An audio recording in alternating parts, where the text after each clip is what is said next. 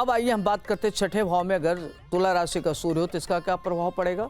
तुला राशि शुक्र का घर हो गया तो आपके गुप्त शत्रुओं की संख्या में वृद्धि होगी। आंख की प्रॉब्लम, रोग और कर्जा हमेशा आपको सताते रहेगा, दिक्कत रहेगी। प्रतिकूल परिस्थिति में आपके दिक्कतें आती हैं, प्रतिकूलता लिए रहता है, चुनौतियां बहुत आती हैं।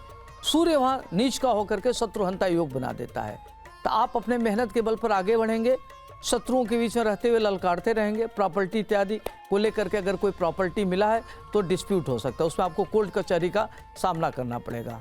किसी महिला मित्र के द्वारा आप अपमानित हो सकते हैं। तो सूर्य छठे भाव में मान सम्मान में कमी देता है, न्यूनता देता है और व्यक्ति को रोग और शत्रु में अपने को घिरा हुआ महसूस करता है। थोड़ी सी लाइफ संघर्षमय हो जाती है। उसका इंट्यूशन पावर बहुत अच्छा होता है। व्यक्ति अध्यात्म में रुचि रखता है, पूजा पाठ करके अपने निगेटिव चीज़ों को दूर कर सकता है। अब आइए हम बात करते हैं तुला राशि का सूर्य अगर सप्तम भाव में हो तो क्या होगा। तुला राशि का मतलब हुआ, इसका मतलब होता है शुक्र, शुक्र का घर हो गया। शुक्र सातवें भाव में कारक हो जाता है, पत्नी का कारक होता है। तो ऐसे लोगों की पत्नी सुंदर होगी, बुद्धिमान होगी, विदुषी होगी, पारिवारिक लाइफ उसका अच्छा होगा।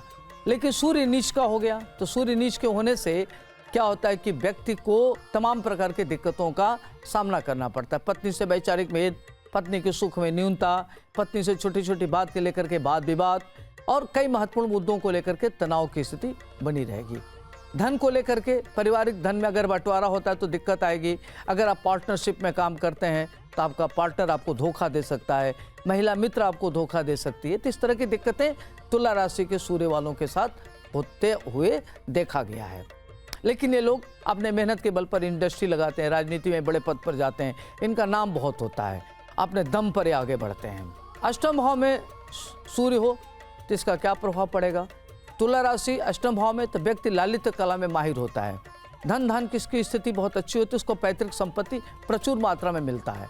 आँख की उसको प्रॉब्लम होती है। इस तरह के लोग बड़े क्रिएटिव होते हैं, फिल्म बनाते हैं, कहानी लिखते हैं, फिल्म उसकी बड़ी अच्छी हिट होती आती है और एक अलग तरीके की उनकी पहचान होती है। ये लालित्य कला में बहुत आगे बढ़ गए हैं। स्केचिंग है, पेंटिंग है, डांस है, नृत्य गायन में इनका बड़ा अच्छा रोल रहता है। ग्रंथ लिखते हैं और इनको सिक्स सेंस इनका बहुत अच्छा होता है, इनकी जानकारी बहुत अच्छी होती है। किसी विषय में इनको गहरा ज्ञान होता है, गुप्त ज्ञान इनको बहुत होता है। तंत्र मंत्र में इनकी बड़ी गहरी रुचि होती है, आध्यात्मिक होते हैं। लेकिन इनको हेल्थ वाइज काफ़ी प्रॉब्लम रहती है।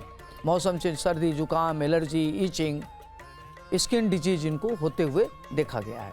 अब आइए हम बात करते हैं तुला राशि का सूर्य अगर नवम भाव में हो तो क्या होगा। नवम भाव में कोई भी ग्रह पापग्रह हो, स्वगृह हो या उच्च का हो या नीच का हो, श्रेष्ठ फल का दाता हो जाता है। तो तुला राशि का सूर्य व्यक्ति को बहुत धनवान बनाता है, भाग्यशाली बनाता है। ऐसे लोग प्रतिकूल परिस्थिति में भी अगर वह नीचे से भी हैं तो ऊपर आ जाते हैं, संघर्ष करके बहुत आगे बढ़ते हैं। उनका भाग्य साथ देता है, भाग्य से उनके सारे कार्य संपन्न होते हैं, आध्यात्मिक होते हैं, वेल कनेक्टेड होते हैं। समाज में इनकी बड़ी अहम भूमिका होती है, सामाजिक ज्ञान इनको बहुत होता है। साहित्य के क्षेत्र में इनकी बड़ी अच्छी अभिरुचि होती है, अध्यात्म में इनकी गहरी रुचि होती है, आकल्ट साइंस में इनकी रुचि होती है और जितने महत्वपूर्ण धार्मिक ज्ञान है उसमें ये काफ़ी इनकी भूमिका महत्वपूर्ण होती है। मंदिर इत्यादि का निर्माण कराते हैं, प्रवचन इत्यादि के कार्यों में बढ़ चढ़ करके हिस्सा लेते हैं और इस तरह के लोग अपने धार्मिक अनुष्ठान में भी गहरी रुचि रखते हैं। परिवार को आगे बढ़ाते हैं। अगर किसी प्रकार की परेशानियां आती हैं तो घबराते नहीं हैं, पूजा पाठ के द्वारा आगे बढ़ते हैं। धर्म में इनकी गहरी रुचि होती है। माता पिता से इनके संबंध अच्छे होते हैं। रोग और शत्रु के बीच में रहते हुए भी ये अजात शत्रु होते हैं। दशम भाव में अगर तुला राशि का सूर्य हो तो ऐसे लोगों को पिता से वैचारिक मतभेद होता है। पिता से हमेशा वाद विवाद रहती है। पिता अपना संपत्ति नहीं देना चाहते। पिता से हर मुद्दे पर अगर इनको प्रॉपर्टी को लेकर के, पैतृक संपत्ति को लेकर के इनको कोर्ट कचहरी तक जाने की जरूरत पड़ जाती है। परिवार से इनका काफ़ी अच्छा रिश्ता होते हुए नहीं देखा गया है। लेकिन ये लोग प्रशासन में उच्च पद पर जाते हैं, राजनीति में उच्च पद पर जाते हैं। धन धान की इनकी स्थिति बहुत अच्छी होती है और महत्वपूर्ण पद पर रहते हुए देखेंगे, इंडस्ट्री लगाते हुए इनको देखा गया है। राजनीति में काफ़ी आगे जाते हैं। नेतृत्व करने की इनके अंदर अद्भुत क्षमता होती है। विजनरी होते हैं। विजन, अपने विजन को कैसे इम्प्लीमेंट किया जाए इनके अंदर अद्भुत कला होती है। बहुत अच्छी बातें करते हैं, ओरेटर अच्छे होते हैं, डिबेटर अच्छे होते हैं। पिता से इनके संबंध अच्छे होते हुए नहीं देखे गए। पिता से इनके वैचारिक मतभेद रहते हैं। इनको देखा गया कि हेल्थ इशू तमाम रहते हैं। इनको चोट चपेट लगने की संभावना बनी रहती है।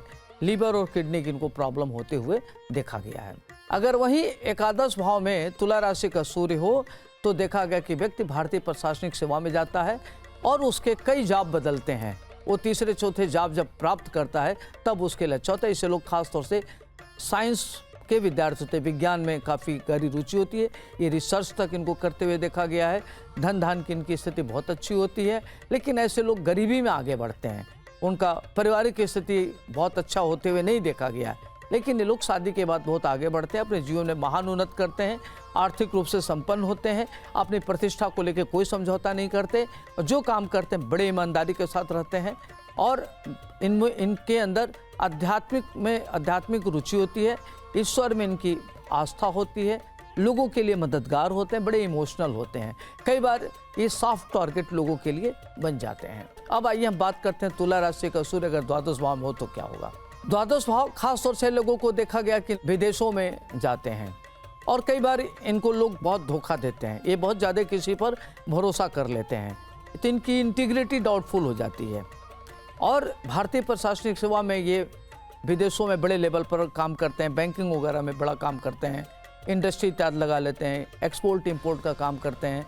धन धान की इनकी स्थिति बहुत अच्छी होती है, लेकिन इनका एक्स्ट्रा बैंगेंट नेचर, इनके खर्चे बहुत होते हैं तो खर्चे इतने अनाप शनाप बढ़ा लेते हैं। चूँकि शुक्र का काम है लग्जरी, तो लोग लग्जरी में जीना चाहते हैं तो इनके खर्चे बहुत अनाप शनाप होते हैं, तो धन इकट्ठा नहीं कर पाते, जीवन जीते हैं बड़े शानदार तरीके से। तो देखा जाए तो 12वें का सूर्य व्यक्ति को अछूत कीर्ति, नेम, फेम, सम्मान और अपना जीवन व्यक्ति शानदार तरीके से जीने वाला होता है, दिल खोल के जीता है। तो जो तुला राशि वाले जातक हैं मेष लग्न से लेकर के और द्वादश भाव तक, तो सूर्य इसमें नीच का होता है। नीच का सूर्य हमेशा अच्छा नहीं मानते। सूर्य चूंकि पापग्रह है तो इसमें इसका पापत्व तो बढ़ जाता है, तो ऐसे लोग आक्रामक हो जाते हैं, क्रूएल्टी इनकी बढ़ जाती है, इमोशंस कम हो जाते हैं। तो इसका ध्यान रखना चाहिए, जितना बैलेंस रहेंगे उतना उनके लिए अच्छा रहेगा। तो अपने को गाय को रोटी खिलाना, गायत्री मंत्रों का जप करना, ओम भूर भुवः स्वः तत्सवितुर्वरेण्यम भर्गो देवस्य धीमहि धियो यो न प्रचोदयात्, इस मंत्र का जप करना, गाय को रोटी गुड़ खिलाना और गायत्री उपासना करना और हवन करना, इससे आपका सूर्य ग्रह मजबूत होगा। सूर्य की जो नेगेटिविटी है वो डाइल्यूट होगी और आप महान उन्नति कर सकते हैं। तो ये छोटे छोटे उपाय करके अपने जीवन को शानदार बना सकते हैं। आज के लिए इतना ही, मुझे दीजिए इजाज़त। आपका दिन शुभ हो, मंगलमय हो। नमस्कार।